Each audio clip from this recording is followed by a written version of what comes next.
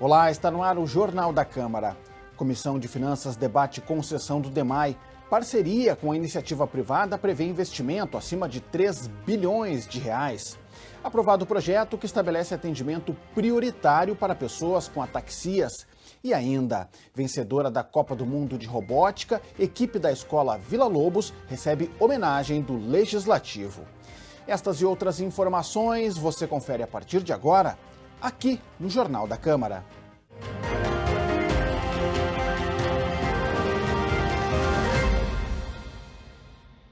A Comissão de Economia e Finanças debateu a concessão do processo de distribuição da água pelo DEMAI. Conforme a Prefeitura, a parceria irá aumentar a capacidade de investimentos do Departamento Municipal. A previsão é de que sejam aplicados 3,7 bilhões de reais. Buscando melhorias no setor de saneamento, o Executivo Municipal está encaminhando uma parceria com a iniciativa privada.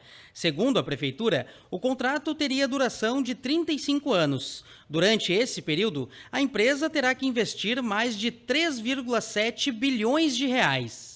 Durante a reunião da CEFOR, os técnicos do DEMAI deixaram claro que, a partir da concessão, o Departamento Municipal continuaria responsável pela captação e pelo tratamento da água, mas o processo de distribuição seria de responsabilidade da empresa parceira da Prefeitura.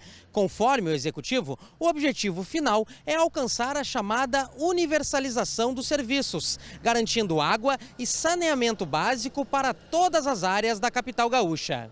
A grande questão aqui que a gente sempre fala é a questão que o poder público tem uma série de entraves que o privado não tem.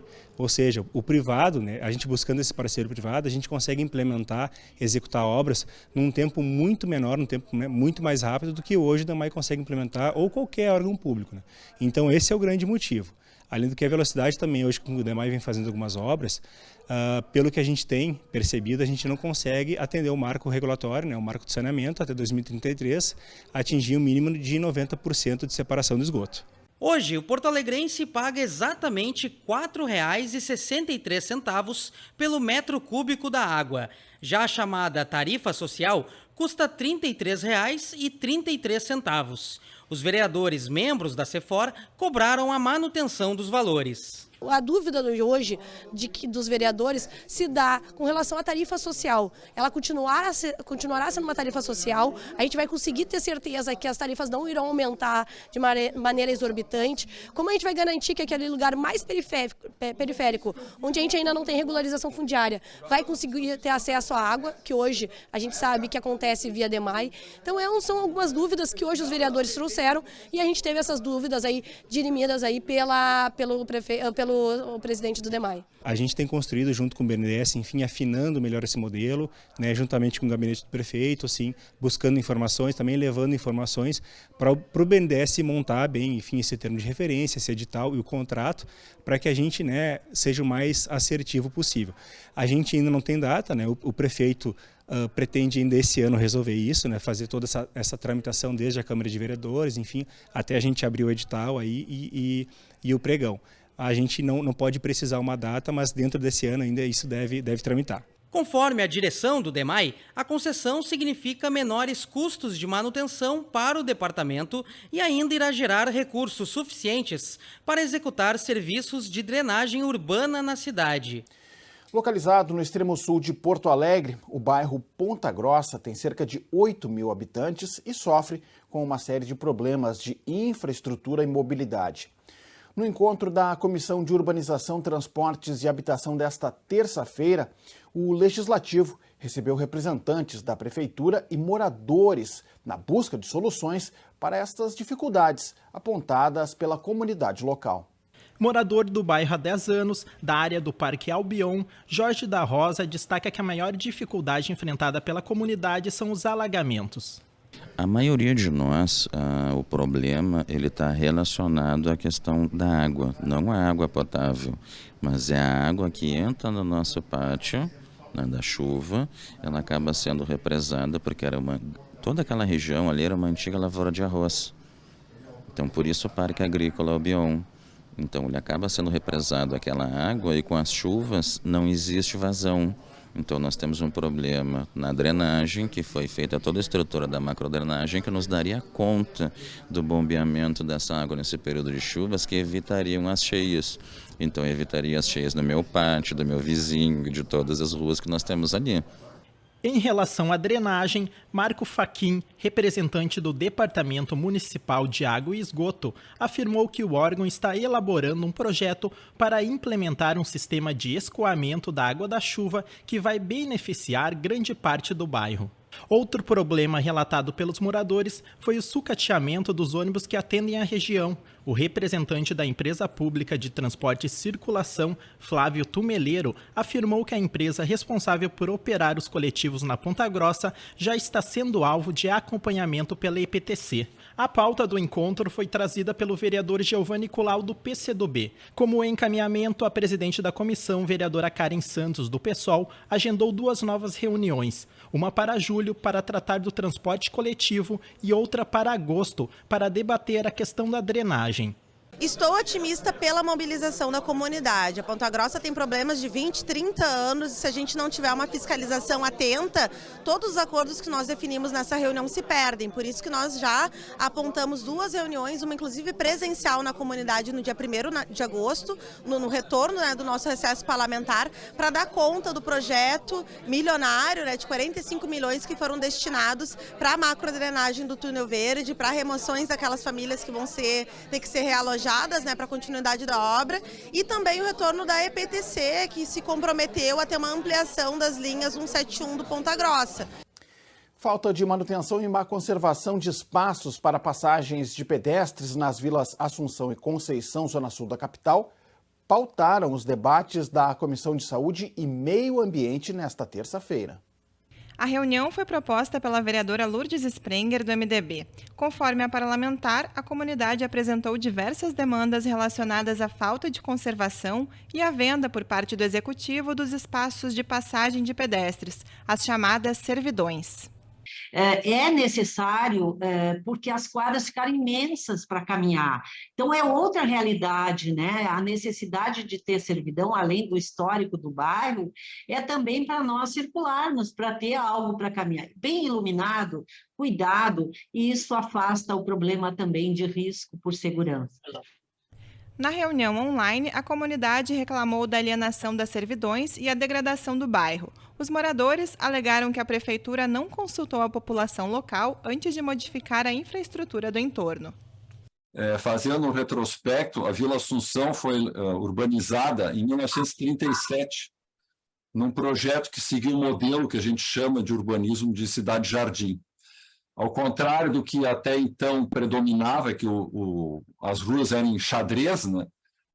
Todas ortogonais entre si, com a cidade-jardim se passou as ruas acompanhar a topografia, fazerem curvas, ter muita praça, que antigamente também não tinha, a Vila Assunção é muito rica nisso. E em função dessa questão da topografia, foram criadas passagens de pedestres para unir as ruas, que ficavam muito compridas. Então, digamos, então a passagem de pedestre, se fosse aberta uma rua, ficaria muito íngreme para um automóvel circular. Mas para a pessoa que transita pelo bairro, ela vai então pela passagem, que geralmente elas têm escadarias também. E assim elas atalham o caminho. É isso que nós temos que definir. Eu acho que a Câmara de Vereadores, nós estamos aqui para isso, é para ter uma solução, né, definitiva sobre isso, né? Se é para ficar com cuidado público, que seja um cuidado público. Mas o que a gente observa? As praças são mal cuidadas, tudo é mal cuidado. Nós temos aqui a Praça Franklin Pérez, que os playgrounds estão todos danificados, ninguém cuida, é totalmente esquecida. Então, como é que esse poder público vai atuar para que realmente se transforme na cidade-jardim desejada, mas que é uma cidade que não é mais cidade-jardim, infelizmente. Representantes do Executivo ressaltaram que a alienação das servidões foi feita após um estudo desenvolvido por técnicos da Prefeitura. Diante das demandas dos moradores, o grupo de trabalho atua agora para tentar devolver as passagens para a comunidade, mas o processo é complexo e envolve judicializações. de um grupo técnico que foi feito por alguns arquitetos e um procurador do município, isso no ano passado, em que foi um grupo de trabalho que tratou especificamente das passagens de pedestres da Vila Assunção, tá? E esse grupo, ele analisou uma a uma todas as possibilidades de atuação do município, tá?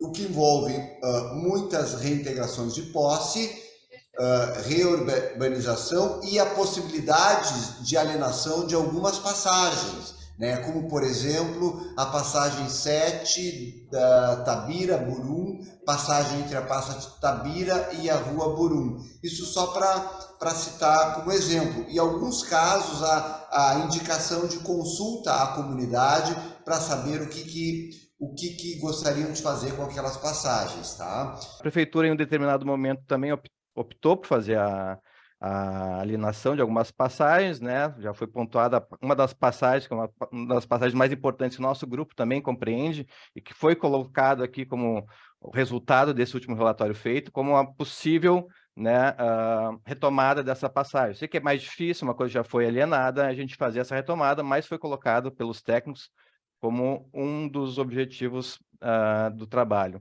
Como encaminhamento final, a proponente da reunião solicitou uma visita da comissão e da prefeitura à Vila Assunção e à Vila Conceição para acompanhar a situação das passagens e verificar as demais necessidades dos moradores. A Câmara aprovou o projeto do Legislativo que estabelece prioridade no atendimento nos serviços públicos da capital para pessoas com ataxias.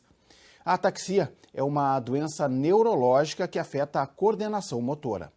De autoria do vereador Alvoni Medina, a proposta garante atendimento preferencial nas empresas públicas e concessionárias de serviços públicos da capital. Conforme a proposta, a identificação dessas pessoas vai se dar por meio de cartão e também de adesivos expedidos pela prefeitura mediante comprovação médica. Então, por isso, nós pedimos aos nobres vereadores a aprovação desse projeto para trazer um atendimento junto às ordens, à saúde, aos hospitais, às clínicas, né, aos postos de saúde, às UPA de Porto Alegre, para que essas pessoas não fiquem muito tempo esperando para ter o atendimento, devido às suas dificuldades de mobilização, para que as pessoas tenham um atendimento mais humanizado. A ataxia é uma doença neurológica que provoca a dificuldade de coordenação motora. Segundo a exposição do tema no projeto, as ataxias podem ser hereditárias, adquiridas e até mesmo episódicas. O espaço da Tribuna Popular na sessão de segunda-feira foi ocupado pelo Sindicato dos Professores do Ensino Privado do Rio Grande do Sul. O Simpro-RS divulgou campanha para aumentar o número de associados à instituição. Fundado em maio de 1938, o Sindicato dos Professores do Rio Grande do Sul acaba de completar 85 anos de história. Conforme o Simpro, a entidade faz do amor pela educação e pela democracia o instrumento central da luta pela igualdade social. Na verdade, nós representamos 31 mil professores em todo o estado. Então, de fato, eles são o nosso dever principal, o nosso ponto de chegada, não é? Esse trabalho que a gente faz em nome dos professores da rede privada do Rio Grande do Sul, no sentido de que eles tenham as melhores condições de trabalho, a dignidade na educação, enfim, que eles possam realmente ter no Simpro um protetor, uma ajuda no sentido de ter as suas garantias, né, de trabalho. Na última segunda-feira, o Sindicato dos Professores esteve na Câmara Municipal. No plenário Otávio Rocha, os representantes do Simpro ocuparam o período da Tribuna Popular. O Simpro atua da educação infantil até o ensino superior. No Rio Grande do Sul, a entidade representa mais de 30 mil professores. Aqui no estado, o sindicato lançou uma campanha para aumentar ainda mais o número de associados da categoria. Não resta dúvida que o sócio do Simpro, ele tem muito mais vantagens, não é? Não só da proteção à lei, não é, que rege o contrato de trabalho, mas o associado tem, além disso, uma série de projetos do Simpro que são importantes, como é o núcleo de apoio ao professor, como é a assessoria jurídica, como é o jornal Extra Classe, a revista textual, enfim, existe para além do controle, né, da legislação, existe uma série de vantagens que ser sócio do Simpro faz toda a diferença. Nas instituições gaúchas, mais de 30 mil professores já são sindicalizados. O número representa mais de 65% da categoria. Lançada em fevereiro, a campanha Quanto Mais Você Precisa, Mais o Simpro Aparece tem como objetivo associar pelo menos mais de 1.200 docentes ao quadro social da entidade. Conforme o sindicato, o apoio do Legislativo é fundamental para alcançar essa meta. Bom, e ainda durante a sessão de segunda-feira, o Legislativo prestou homenagem ao Sindicato Médico do Rio Grande do Sul pelos 92 anos de atividades. O Simers foi fundado em 20 de maio de 1931 e hoje é considerado um dos maiores sindicatos da América Latina. Proposta pelo vereador Cassiá Carpes, a homenagem destacou a trajetória dos Simers na busca pela valorização do diploma de médico e também na luta contra a prática ilegal da profissão na década de 90. Segundo o proponente da homenagem, o Simers surge em 1931, em plena luta pela regulamentação da medicina. Hoje, metade dos médicos do Rio Grande do Sul são associados ao sindicato, que é considerado um dos maiores da América Latina. Hoje, 92 anos, é um sindicato atuante, que está sempre presente nas grandes discussões da cidade e representando sempre muito bem os médicos do nosso estado. O presidente do Simers disse que o sindicato congrega cerca de 15 mil médicos do estado e presta assessoria jurídica, trabalhista e contábil para os associados. Nós temos um hub de soluções para facilitar a vida do médico. Neste momento, nosso objetivo é a valorização profissional. É por isso que nós estamos lutando. Nós vemos que cada vez mais se aviltou, se precarizou o atendimento médico, nós vemos contratos médicos precarizados, médicos que ficam sem receber, médicos que trabalham sem contrato assinado. Tenho 71 anos, tenho quase 50 anos de profissão, eu me sinto extremamente feliz de estar à frente desse sindicato que representa os médicos do estado do Rio Grande do Sul. O Legislativo prestou uma homenagem à equipe de robótica da Escola Municipal Vila Lobos, da Lomba do Pinheiro, zona leste da capital. No mês passado, os estudantes da instituição de ensino ganharam um torneio internacional nos Estados Unidos, considerado a Copa do Mundo de Robótica. Os alunos de robótica se destacaram entre 56 projetos de diversos países no evento que é considerada a Copa do Mundo da Robótica. Conhecidos como os Lobóticos, a equipe venceu na categoria Melhor Modelo de Solução, com um trabalho sobre desenvolvimento de fontes renováveis de energia sustentável. O grupo, formado por 6 alunos do 4º e 5º anos do ensino fundamental, criou uma maquete automatizada que projeta um espaço de lazer e entretenimento para a comunidade do bairro Lomba do Pinheiro. O Parque do Futuro conta com vários brinquedos tecnológicos movidos por energias sustentáveis. Toda a energia solar e eólica é gerada no próprio espaço. A professora Cristiane Cabral, orientadora da equipe, falou na tribuna da Câmara e agradeceu ao Legislativo pela homenagem. Receber o reconhecimento, né, dos nobres vereadores e da Câmara aqui tem sempre um sabor muito especial, né, de saber que esse trabalho que vai além muros, que vai além de Porto Alegre, mesmo dos limites do Brasil, é muito reconhecido aqui na nossa cidade, né? E também agora essa vontade de expandir para outras escolas, né, outros espaços, para que a gente possa ter outras equipes lobóticos, né, outras professoras Cristiane também por aí, porque eu tenho certeza que através de investimento e dando as condições, com certeza muitas outras professoras, muitos outros alunos brilhantes também vão se destacar em robótica educacional. A homenagem à equipe de robótica da Escola Vila Lobos aconteceu durante o período de comunicações. Proponente da honraria, o vereador Aldacir Oliboni, do PT, destacou que a vitória do grupo serve de incentivo para mais investimentos na educação.